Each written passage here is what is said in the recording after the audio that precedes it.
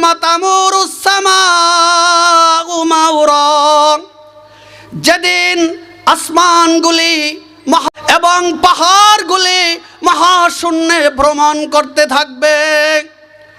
আমার প্রিয় উপস্থিতি, মহাগ্রন্থ আল কোরআনের উপরে চলনেওয়ালা একজন মানুষ যতদিন থাকবে কিয়ামত ঘটবে না, কিয়ামত ঘটবে না। লা তাকুমুস সাআ হাত্তা ইউকাল আল্লাহ আল্লাহ, ততকাল কিয়ামত ঘটবে না যতদিন পর্যন্ত ঈমানের সাথে লা ইলাহা ইল্লাল্লাহ এবং আল্লাহ আল্লাহ বলনেওয়ালা মানুষ বেঁচে থাকবে।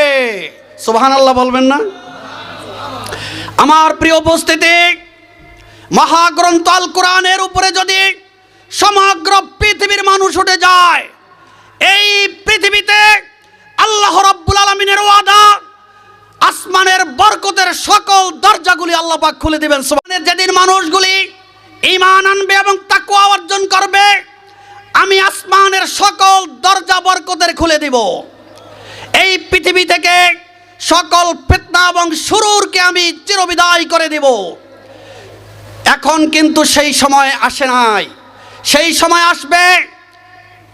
মালহামা সমাপ্তি লগ্নে, বিশ্বযুদ্ধ সমাপ্তি লগ্নে, সমাপ্তির পরে কাফের মুশরিক জালেম নাস্তিক পত্তলিক গায়রুল্লাহকে সিজদা করার আর পূজা করার সুযোগ থাকবে না। যেই দিন, সেই দিন এই পৃথিবীতে আসমানের সকল বরকত আর রহমতের দরজা খুলবে। ঈসা রুহুল্লাহর জামানায় একটা গাভী থেকে 1 মণ, 1.5 মণ, 2 মণ দুধ হবে। হাদিসে পাকের ভিতরে আছে, সেই সময়টা জান্নাতের ফলের কথা বলা হয় নাই। এই পৃথিবীর আঙ্গুরের এক ছড়া হবে 20 কেজি 8 মণ 1 মণ ওয়েটের। সুবহানাল্লাহ।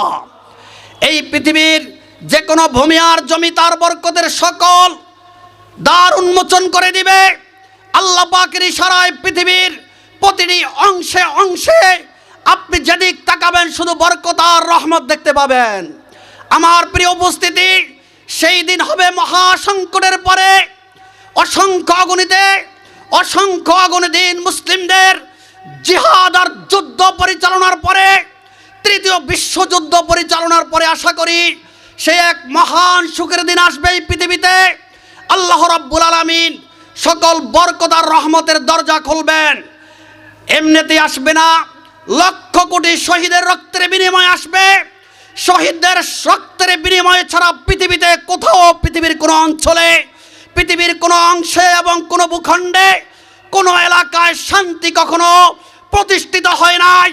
শহীদদের রক্তের বিনিময়ে যেই অঞ্চলে হয়েছে সেখানেই শুধু হয়েছে, সেখানেই শুধু প্রতিষ্ঠিত হয়েছে বরকত আর রহমত। সেজন্য বিশ্বনবী সাল্লাল্লাহু আলাইহি ওয়াসাল্লাম বলেছেন, ওয়া ইন্নী ওয়াদিতু আন উকতালা ফি সাবিলিল্লাহি সুম্মা উহইয়া, সুম্মা উকতালা ফি সাবিলিল্লাহি সুম্মা উহইয়া, সুম্মা উকতালা ফি সাবিলিল্লাহি সুম্মা উহইয়া।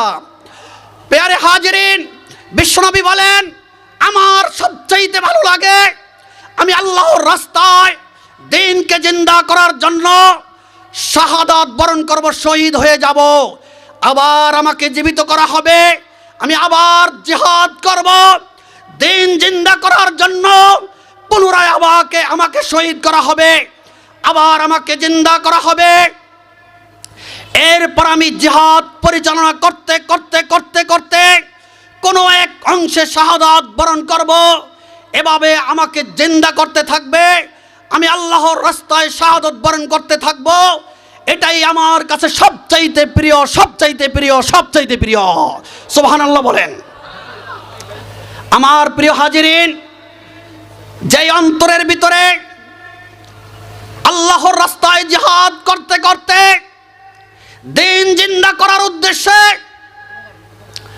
দ্বীন জিন্দার উদ্দেশ্যে আল্লাহর রাস্তায় জিহাদ করতে করতে শাহাদাত বরণ করার চিন্তা চেতনা এবং সহি নিয়াত না থাকবে, এই বিষয়ে তার অন্তরে জল্পনা কল্পনা না থাকবে, বলে যে ওই ব্যক্তি আল্লাহ রাব্বুল আলামিন তার ব্যাপারে কোনো পরোয়া করেন না, কোন জমিনে, কোন ভূপৃষ্ঠের কোন অংশে সে মৃত্যুবরণ করবে, আল্লাহ পাক তার বিষয়ে কোনো পরোয়া করেন না, কারণ সেই ইসলামের উসুলের উপরে নাই। সম্মানিত হাজিরিন, ওমাই ইয়াবতাগি গায়রাল ইসলামি দীনান ফালান ইউকবালা মিন ওয়া হুয়া ফিল আখিরাতি মিনাল খাসিরিন। এই আয়াতের মধ্যে স্পষ্ট ভাষায় আল্লাহ বলেছেন, আরেকজন আছে তো, যে ব্যক্তি কত 2 মিনিট, যেই ব্যক্তি ইসলাম ব্যতীত অন্য কোন উসুলে দিন, অন্য কোন নিয়ম নীতিমালা সংবিধানকে গ্রহণ করবে, তার সংবিধান কবুল করা হবে না, গ্রহণ করা হবে না, পরকালে সে চিরক্ষতিগ্রস্ত হবে।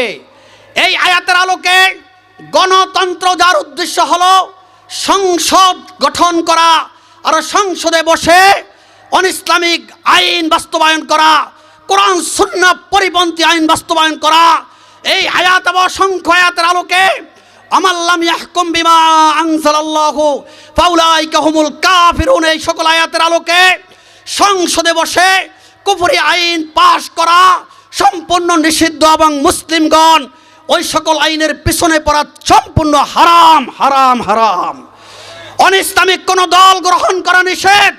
অনইসলামিক দল গ্রহণ যদি কেউ করে, সংসদীয় আইনকে যদি কেউ ভালোবাসে এবং বৈধ মনে করে, সে কাফের হয়ে মৃত্যুবরণ করে, কাফের হয়ে।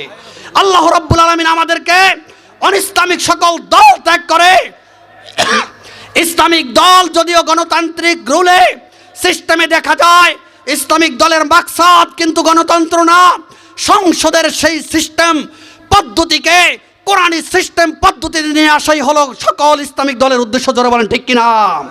সম্মানিত হাজিরিন, আল্লাহ রাব্বুল আলামিন আমাদেরকে কুফরি দল থেকে বেরিয়ে এসে ইসলামিক দলকে সমর্থন করে আল্লাহর আইনকে জিন্দা করার তৌফিক এনায়েত করে। আমিন। ওয়া আখিরু দাওয়ানা আলহামদুলিল্লাহি রাব্বিল আলামিন।